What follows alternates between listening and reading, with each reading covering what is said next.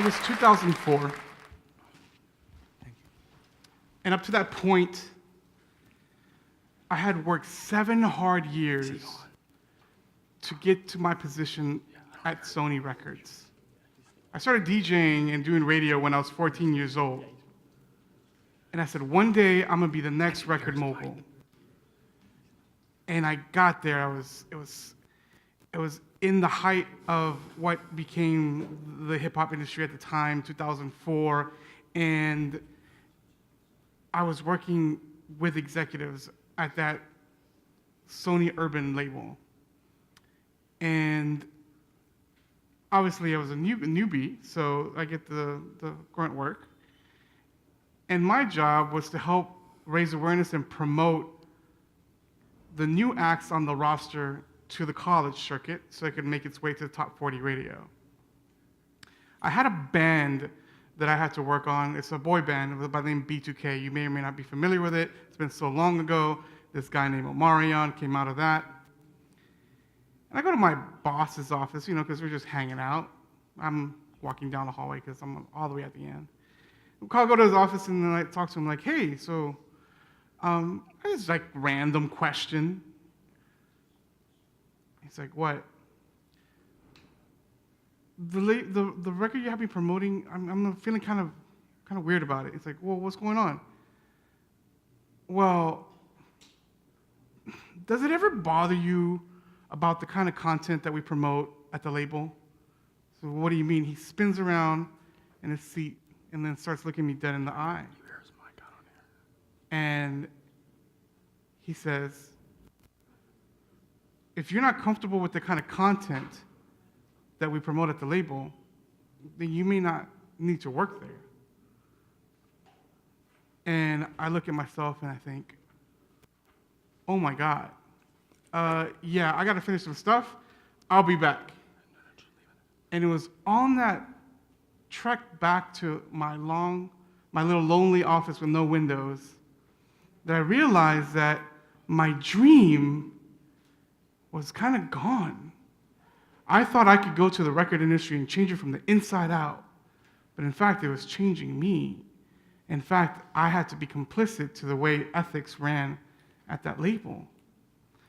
And I asked myself, something's not right, and we needed to do something better so we can create good content for our community. My name is Ruben Cantu, and I share this story with you because I want to introduce to you some of my friends who have joined me on this journey, Elijah May and Alex Cequea.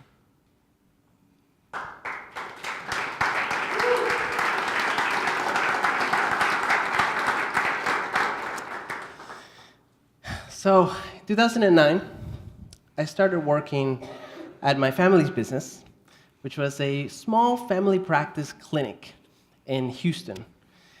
And we were catering to low-income Hispanic populations in North Houston. And because we're catering to low-income populations, we're trying to make healthcare more affordable. One day I sat down and I looked through the prices of all of the different common medical exams and medical procedures that we do. I don't know if anybody's ever done this. What I got was a sheet that in one column showed the cost of what it cost the clinic to do a specific type of blood test. And on the other column was the prices that we were supposed to charge our patients. And for the first time in my life, I was fresh out of college. For the first time in my life, I got this insider look at the outrageous markups that happen in the medical field. It's pretty crazy. So, for example, a blood test that would cost the clinic $10, we were supposed to charge people $500, $1,000. And on it went like that. And I thought, well, this is an easy fix. We're trying to provide healthcare access to people. Let's just lower all the prices. So we went through. So the $500 exam became $100. The $1,000 exam became $200. Still pretty healthy profit margins for us, right? But now it's way more accessible to people. But a really interesting thing happened that I was not expecting. people suddenly did not trust the prices, right? Sort of a too good to be true kind of thing, right? It's like if I try to sell you a car for $500, first question is going to be, what's wrong with it, right? So that was really interesting to me, but it really made me question not only what is wrong with the industry, never mind the outrageous prices, but just our expectations, right? How did we get to a point where, as people, we expect a company or an institution to put profits ahead of the well-being of our community? And so it really made me think, what can I do to change this, right? I felt a little bit like the before scene in an infomercial where it's all black and white and the person's going, there's got to be a better way, you know? So that was me in 2009. In 2008, I had a life-changing opportunity. Went from being a PR specialist for a university to being the director of communications for a healthcare startup. We were spending more money on advertising than companies 10 times our size, and I'm responsible for all. I'm not responsible for the mic, by the way. And so what I would do is I would go in periodically into the call center and see if all of our marketing and advertising efforts were working. And I walked in one day and I overheard a phone call. Forgive me if I get emotional, I usually do. The one young woman who answered the phone had a very simple job, which was to ask the person a couple questions and see if they wanted to book a screening to see if they were at risk of a stroke or an aneurysm. And there were a couple of things they're supposed to do, a couple things they're supposed to look out for that would indicate that the person on the other end of the phone is at imminent risk of death.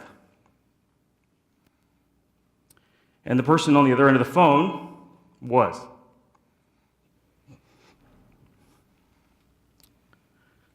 But she booked the screening.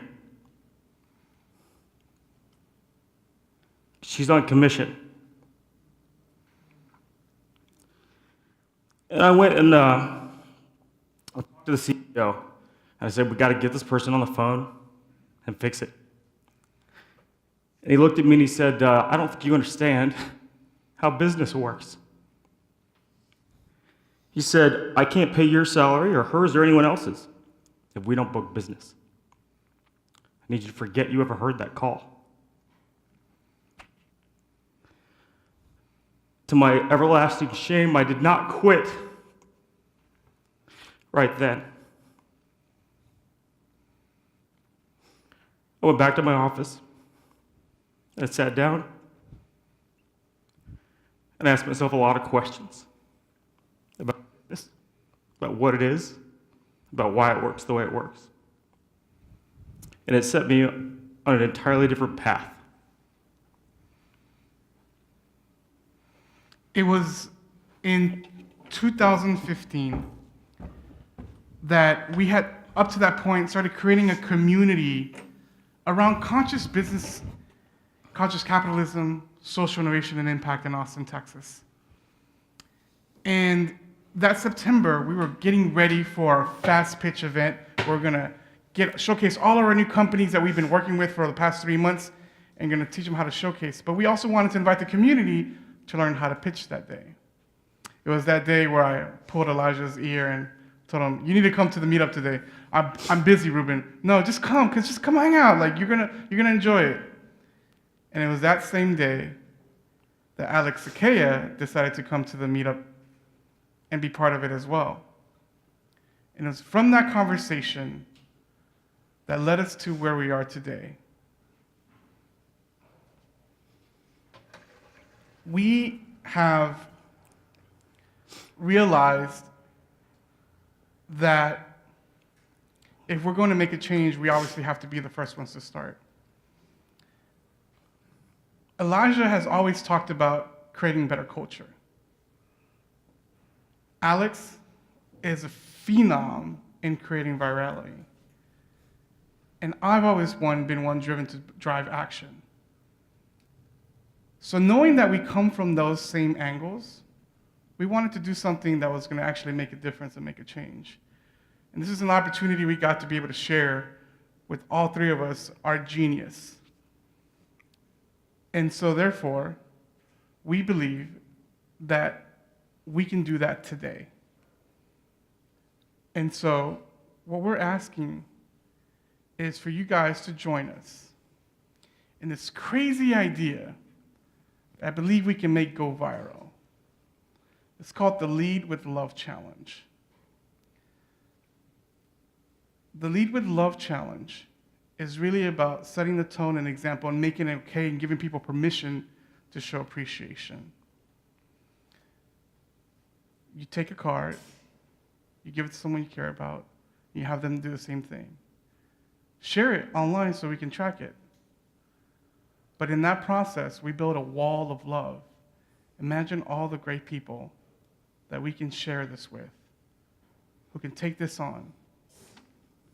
Alex? Actually, you mind if I jump in? Yes. I'm going to tell you some things about Ruben that he didn't say. Ruben is a leader in our community in Austin.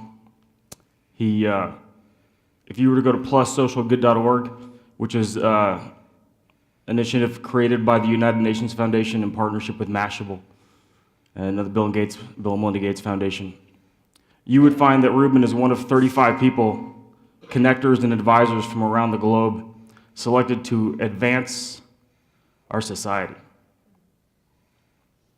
and help us try to achieve our global goals. Alex came to meet up, as Ruben said. He said, I want to make these animated videos. And we thought, that's cute. You should definitely do that. They are kind of cute, though. They're really cute. They're adorable. And the thing about Alex is that he stuck with it. He did it. He did it when he had to hustle and work on the side. He did it when he had an executive marketing job at Cisco. He did it when he quit from Cisco and was working on Upwork and kicking ass there. And sooner or later, people started to notice. When he started getting millions of views, people started to take note. He got 6 million views, and then 11 million views, and then 12 million views. If you go to socialgoodnow.com right now, you'll see that I think his top video right now is 16 million views and climbing. Alex is quickly becoming one of the most powerful voices for social good in the world. Yeah.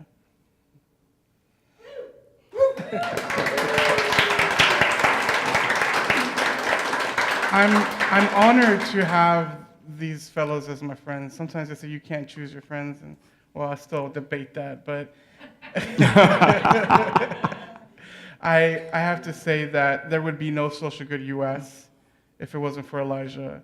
Elijah has helped lead the way in helping raise awareness and consciousness of branding and marketing, but not just in a traditional sense. He really believes that by creating experiences and by finding companies that really give a damn about people, excuse my language, that we can highlight them and help them lead so that they can show everyone else that it's okay to do the same thing.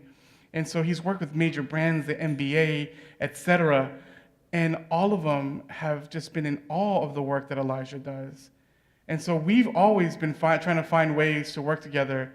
And so if it wasn't for Elijah and him being what I call my AKA Bette Midler, my wind beneath my wings, I don't think any of this would be possible. So thank you, Elijah, as well. I appreciate that, Ruben. So, as Ruben said, we decided to come together and create something for this event. So we thought, what if we combine our different skills? So Elijah is all about culture, right? His big thesis in life is that the best investment you can make is in people. Okay, so what if you combine that angle with action that Ruben is all about and hopefully make something maybe viral, catch on and resonate with people, right? So that's where we came up with this idea for the Lead with Love Challenge. And so it's really not a complex issue. Thank you notes have been around forever. The unique thing that can actually help, you guys can help make this take off, is one, I'm sitting in a house of power right now. You guys are leaders, influencers within your communities and your companies. By you doing it and setting the tone when you go back home and asking the next person to do the same thing, we could do something similar to the ALS Bucket Challenge, but this time, we won't just raise awareness for a particular disease, we can actually start helping change business from the inside out.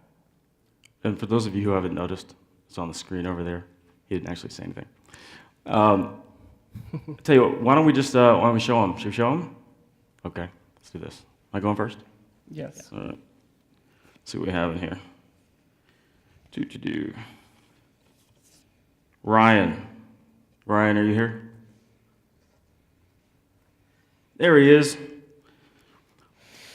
Ryan, your simple but profound insight into the relationship between zip codes and longevity was eye-opening.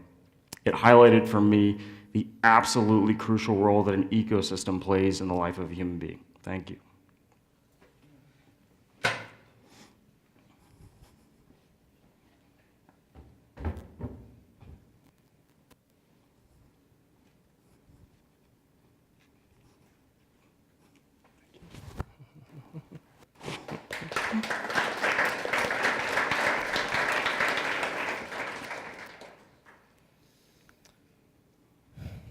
All right, I will go next. Dear Nathan Hendricks, where are you at? So in your presentation, you were very adamant that you cannot lead with love. And that really bummed us out.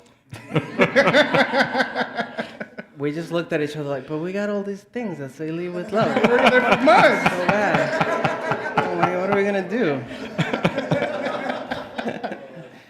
But you also talked about virality and being able to spread a virus. So this is my attempt to infect you with my virus. So I just want you to know that you have touched my life in this way. I too have been a very strong cynic at times, especially when so much in the world seems to be going in the wrong direction. But it's people like you who push through the cynicism and continue to work towards making a difference that inspires me to find the strength in myself to continue to do the same. Thank you.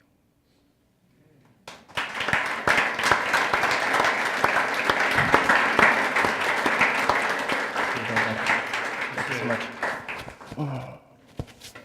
It's my turn. Two days ago, I got a chance to go tour the Freedom Center. And boy, did I get emotional. But in that trip, I got to meet someone who I think will be a very special person in my life, too. Her name is Rachel Drucken-Miller.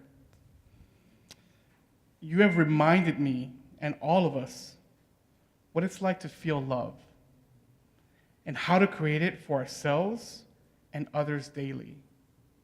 Your journey has now become a gift to the world and one that you must never stop sharing.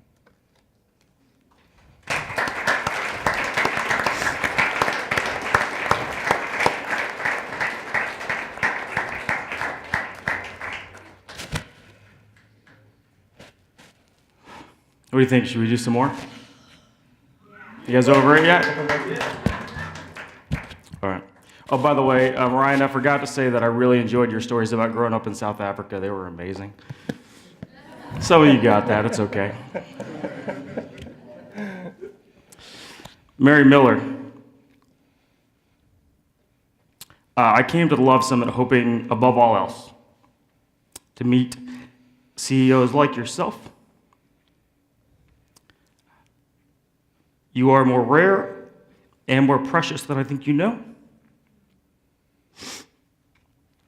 I believe the CEOs like yourself are the key to creating a better world.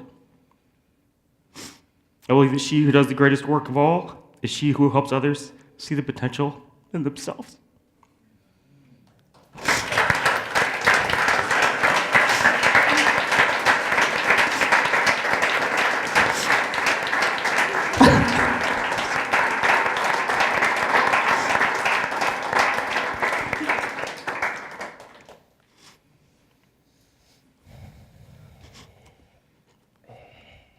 Boy, this will be tough. I'll go again. All right. Dear Andrew Sykes, where are you at? There you are. I just want you to know you've touched my life in this way. In your presentation yesterday, you talked about how you transform your strained relationship with your father with a simple, I love you. I too have a strained relationship with my father. And your deep, comforting voice, I really wish I had your voice, man. Deep, comforting voice was the catalyst I needed to spark a new cycle of love in my family. I love you for that. Thank you.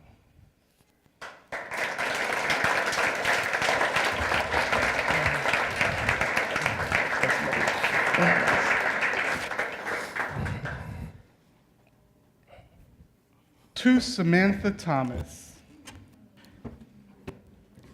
Woo!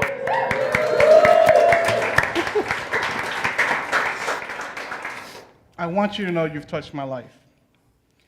By believing and having the courage to undertake this summit, you have created a ripple effect of love that will lead to opportunities for a better world and a new dream.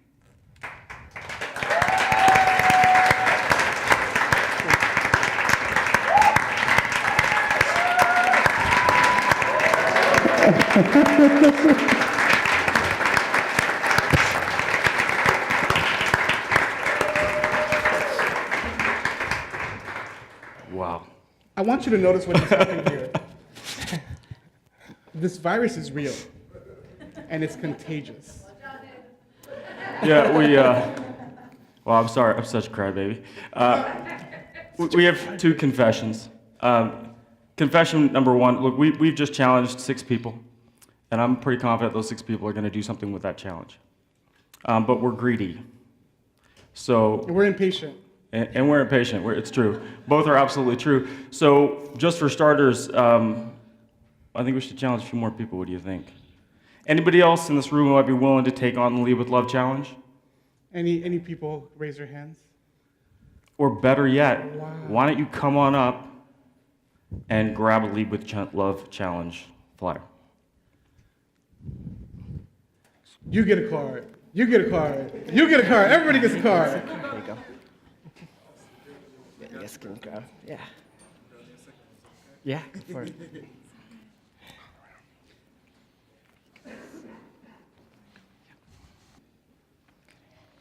Yeah, I'll do it. There's something that happens when you make something real and you verbalize it into the world, but something even more deeper that happens when you actually write it down in print and becomes eternal. These are the things that you keep. These are your keepsakes that matter in life. Thank you for joining us for this. We're going to continue sharing something with you. 1 second. So, as Ruben said, we are a little impatient, so we couldn't quite wait till we got to the summit to start with these cards. So we contacted a few of our friends in Austin. Yeah. People like Terry Davis, who is the CEO of Goodwill of Central Texas, who created a high school when everyone thought that he was crazy because he wanted to help more people in the community get back on their feet. People and executives at Whole Foods. My friend Bill Blackstone, who runs a co-working and coding school called Galvanize that's all around the country. My friend who was recognized as diversity CEO in advertising, Leslie Wingo from Sanders Wingo. These are all companies who have taken upon the challenge, but most especially our friend Michael Ruben, CEO, actually president of Rocksauce Studios, a digital firm that helps companies create apps and websites. And not only has she taken it upon herself, she started spreading it throughout her company, but even more, and here's the magic, she started challenging other CEOs to do the same thing. She believes in it so much that she says, I need more cards. So we're gonna make sure that she gets more cards.